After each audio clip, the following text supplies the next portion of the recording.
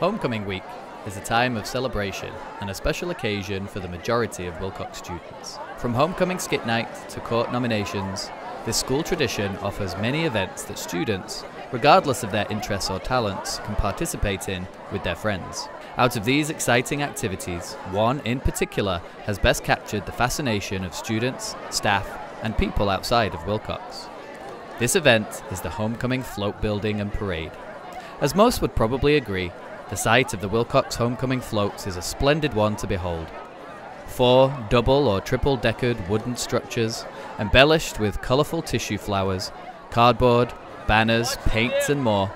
Of course, the extraordinary amount of decorations added to these floats is telling of the fact that the cost and waste of these buildings are substantial. This was precisely the reason for the protest last year. As a result of the protest, the Wilcox administration released a survey to determine the fate of the homecoming float tradition. After gathering the opinions of 706 Wilcox freshmen, sophomores and juniors, it was democratically decided that the school would continue float building with new modifications added to the practice. With this information, the administration tasked ASB with input from the student body to devise the necessary modifications and agreed to support any decisions and distribute the information. For the most part, Wilcox seemed to do a wonderful job of following these stipulations. However, are the homecoming floats really fine now? Was the waste reduced to an acceptable level based on environmental standards? We investigated whether the administration did not address the most troubling issue of the homecoming floats, one that, if neglected, could prevent them from being environmentally sustainable. Our research yielded some intriguing discoveries. Let's talk a bit about the new modifications. What exactly are the changes that were put into place? Well, to cover the basics, classes were limited to 2,000 sheets of tissue paper, as opposed to an indefinite amount before.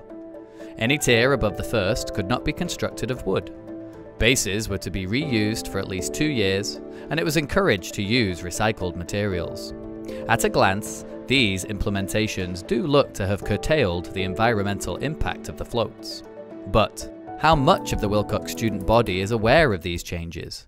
Are you aware of the modifications that were implemented this year for the float buildings? No. Yeah. No. No. Yeah. The answers were pretty mixed within this group of people. In fact, when we gathered responses from a larger group in the student body, it was revealed that 48.4% of the 155 respondents were unsure about the current developments of the homecoming floats. In other words, 1 in 2. What's the big deal about this? Well, if this many people are not sure about the float building situation, then at least this many people are unaware that this compromise may be missing something. Any future consideration or decision about the homecoming floats will be skewed by this impression that these structures are now safe purely because modifications were implemented. So, what is it that this compromise seemingly forgot to mention? To be fair, we agree that the current list of modifications is a good start. The school did well to consider the kinds of materials to use that would be less damaging to the environment. So the new guidelines that I have seen that I sent out to the community had specific requirements for reusing wood and limiting paper, which will lead to the reduce of waste and less materials used. However, what seemingly wasn't kept in mind, at least while the modification list was being compiled, was the disposability of the floats. In other words, what to do with the dismantled heaps of homecoming structures after the celebration. What do we mean by disposability? Well, at the moment, much of the dismantled homecoming floats are simply unrecyclable. The reason? because the materials, though made of recycled products, are so jumbled and stuck together that the combined waste as a whole becomes unrecyclable. To responsibly dispose the homecoming floats, the jumbled waste must be separated into different piles of paper, cardboard, wood, and so forth, so that each material can be recycled appropriately. When this isn't done, everything that's stuck together must be thrown into the dumpster.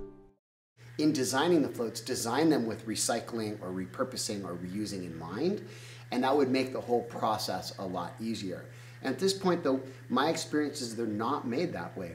And it makes them very difficult to take apart, and therefore all kinds of mixed materials go in the dumpster together, and that's all just going to be landfilled. When pressed about the issue of disposability, Mrs. Henry was unable to give a response. So we turned to the current ASB president, Caroline Close, for some input on the matter. This was not included in the modification list because it had to be approved later by the administration, but this year we're actually disassembling the floats the next morning at 10 a.m. So usually we disassemble the floats at the third quarter of the football game, so as soon as they go around the track, they are taken apart and thrown away. But this year we're going to do it in the broad daylight so students don't feel rushed, and so they can actually see what they're doing and they can reuse a lot of the wood and the materials. We thought that Caroline's idea of delaying the homecoming dismantling process until the next day was a great idea. Students could get a first-hand look at what really happens while the floats are being demolished. However, when we went to the dismantling event on Saturday morning, the people in attendance were overwhelmingly council members, students obligated to oversee the demolition process. Of the 30 or so people there, only a handful were regular students.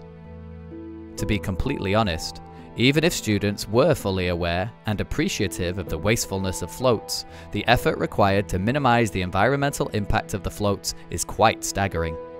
For example, paper in its simplest form can be recycled, but colored paper, the kind used for floats, must have its ink removed with a soapy solution before it can be properly disposed of. Treated wood, floral sheets, paints, glue, and soiled cardboard, all materials used in the floats, are also unrecyclable as they are. Now, to address the biggest question of them all, what actually happened with the floats this year? Research suggested that the waste reduction would not be so large. After all, it seemed like a significant criterion in the float demolishing process had been missed. However, despite this observation, the total waste output of the floats this year was reduced substantially compared to last year. The calculation, computed by Mr. Sanders and his class, reveals an 81% reduction from last year's total waste output of 10 tons. In other words, only about 4,000 pounds of waste was produced this year. Well, I would say that I was very pleased when I arrived and saw the dumpster and didn't see anything spilling out over the top, which is usually the case. And began to take my measurements, and it was a little difficult because actually when I climbed up into the dumpster, there was so little trash in the dumpster that I had to kind of estimate the height of it by kind of mentally flattening it out. As Mr. Sanders expresses, this feat is definitely something the school should be proud of. Throughout the entire float building process, the student council of each class were clearly conscious of the environment. Mr. Sanders was also pleased to note that the recycling area on the school campus was overflowing with materials from the float structures. Admittedly, not everything in the recycling area was actually recyclable as they were, but it shows that students were willing to take the extra step to promote environmentally friendly practice. However, there is a critical second piece to this feat. Can this level of reduction be maintained? After all, what is the eventual fate of the float building bases that were reused this year?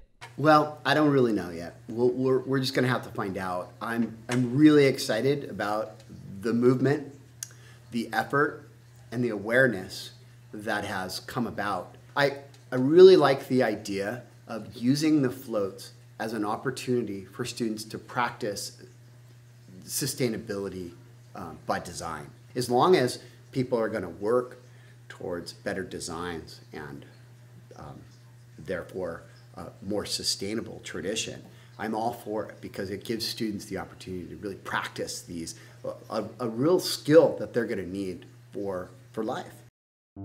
To sum everything up, the progress made this year with the environmental awareness of the homecoming float buildings are undeniable.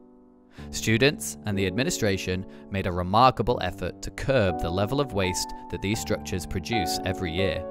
However, it would be naive to simply dismiss this issue as a case solved. As a community, it is crucial to keep on monitoring whether this trend of reduced waste persists. With this in mind, we encourage you to revisit this tradition again and keep asking yourself if this practice is as environmentally good as it could be.